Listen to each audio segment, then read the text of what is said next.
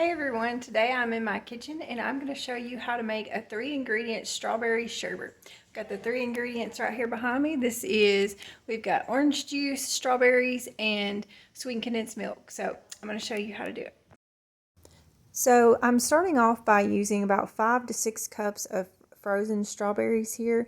I'm going to let them sit out to kind of thaw out just a little bit. If you're using fresh strawberries, you might just want to put them in the freezer for a little bit, maybe an hour or so, to get them just partially frozen. You don't want them super hard or they won't blend up well, but you do want them a little bit frozen just to give it a really good texture. And then I'm going to add in a half a cup of orange juice and 3/4 a cup of sweetened condensed milk.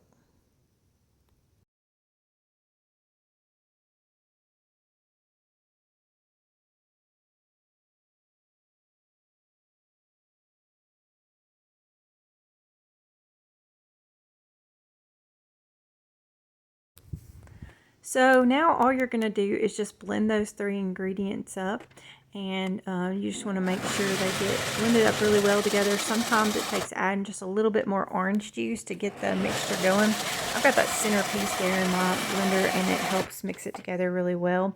And I just scrape down the sides to make sure all the sweet condensed milk has gotten mixed in.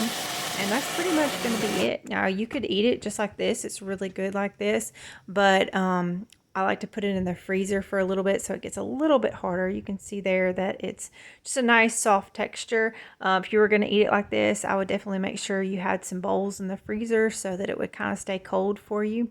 I'm going to put it in this plastic container and stick it in the freezer overnight. And so I will have to let this sit out for about 10 or 15 minutes just so I can scoop it out, because it will get kind of hard in the freezer. But this is a super great recipe to just throw together. You don't have to churn it. It's still really soft and good.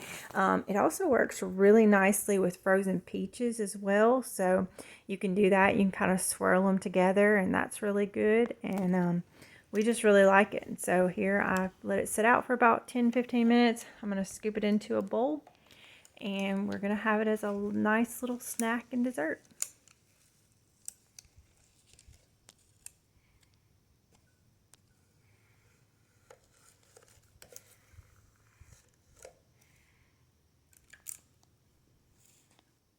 We added a few little tiny strawberries from our garden just as a nice little accent.